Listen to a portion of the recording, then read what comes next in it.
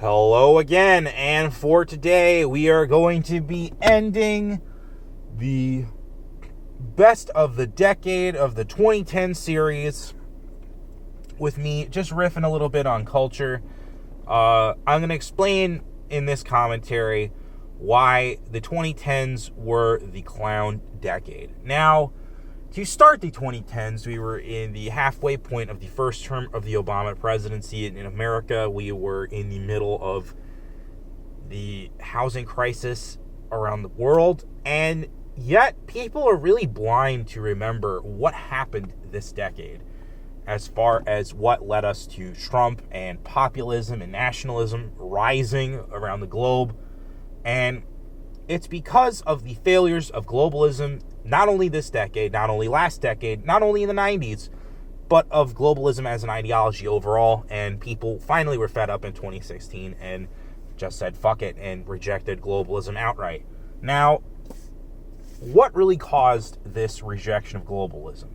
There was a decline of morals and standards due to the religious rights failings in the 2000s, priests getting caught as pedophiles, family values, Christians being caught as homosexuals, people who did not practice what they preached. And this decline in morals and this rejection of morality has caused severe consequences onto society.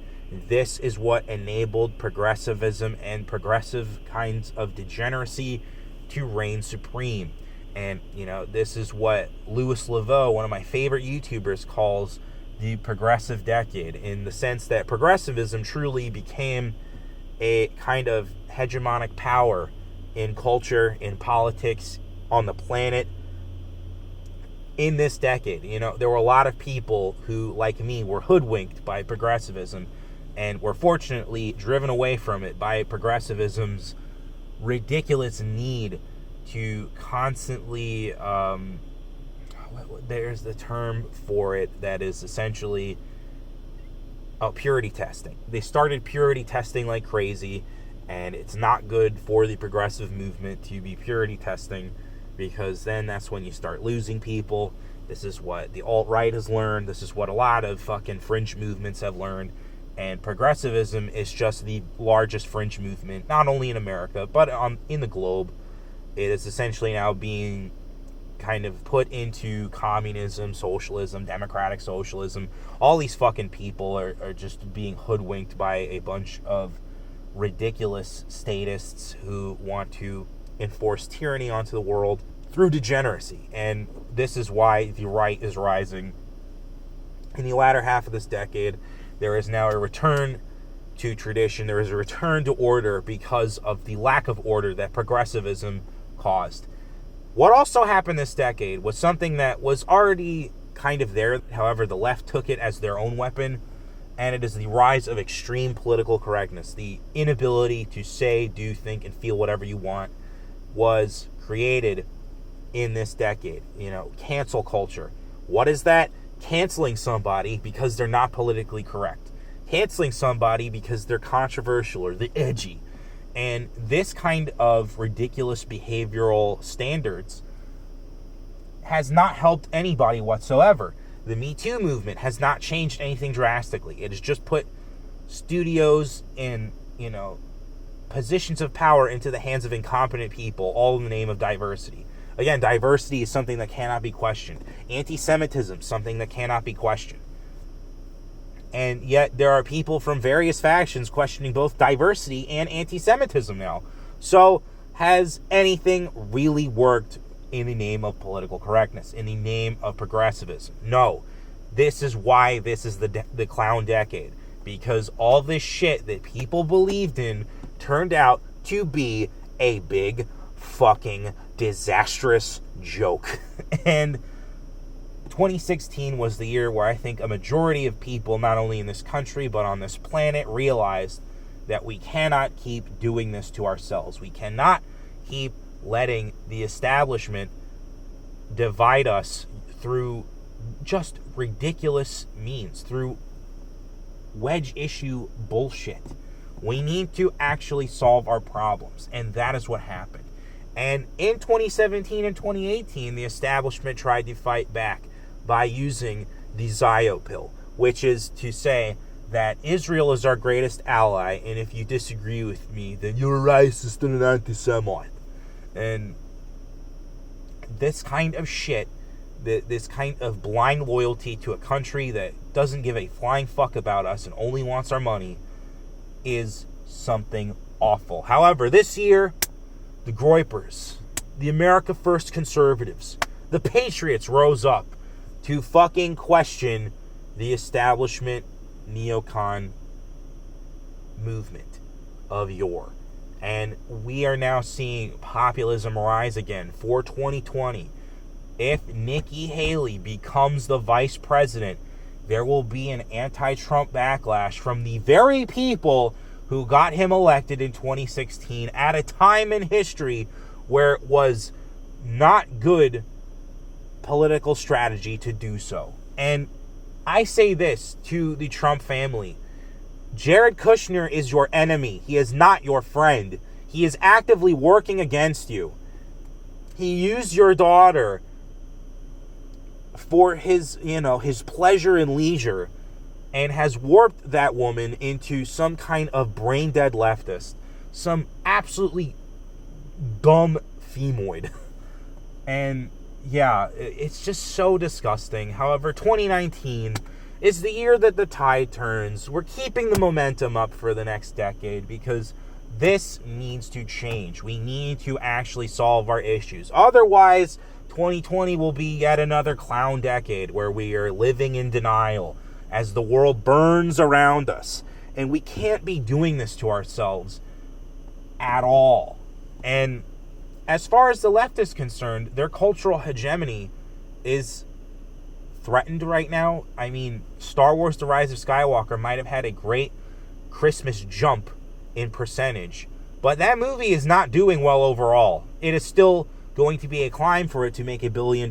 John De La Rose, pay attention. This will be big. This will be the moment where we can take culture back from the fucking freaks and degenerates and retards that have ruined it.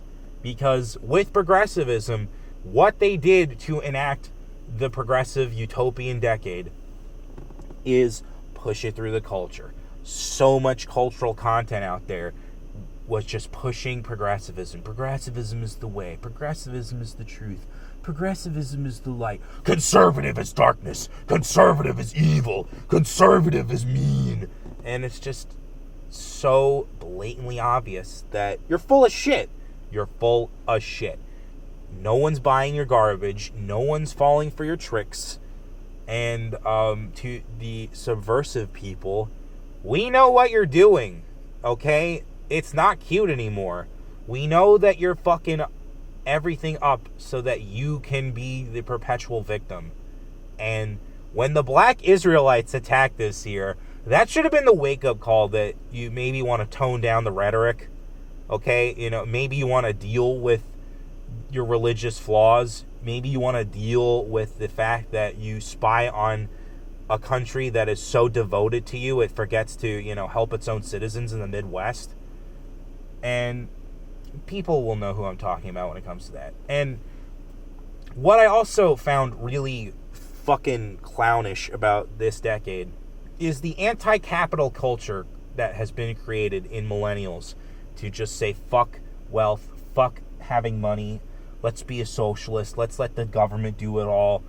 And to me, this is more vapid than average consumerist culture, because these people don't even read the Communist Manifesto. They don't even read it. They don't even understand what they're peddling. And so this is just the political activist version of consumerism. And consumerism in itself is bad. Greed is good is not a good philosophy to live and mold your life by. However, to say greed is bad and kill every greedy person is also not a good moral standard to live by. And the more people realize this, and the more people we can, bring to reality, show them the truth, show them who's responsible for all of the problems in the world, it's boomers. The more that we can just let young people know that you do have a fair fight if you work for it, if you commit to the grind. Like right now, I'm committing to this YouTube grind, and I have so throughout the latter half of the year when I started this channel, and I've been very happy. I've been very happy that we have been culturally motivated to actively engage in society as a generation. And the Zoomers who are picking up the slack for everyone else, who are, driving the memes forward, driving the culture forward, who are delivering esotericism to new heights with their, insane autism.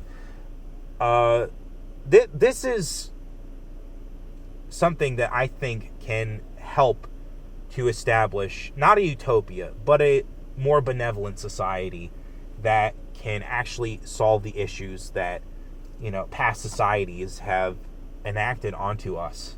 There are a lot of kids out there who are still struggling to get a job after college, and it has nothing to do with their inability to go out and look for one. It's the fact that they have essentially wasted their time in universities because boomers told them to do so.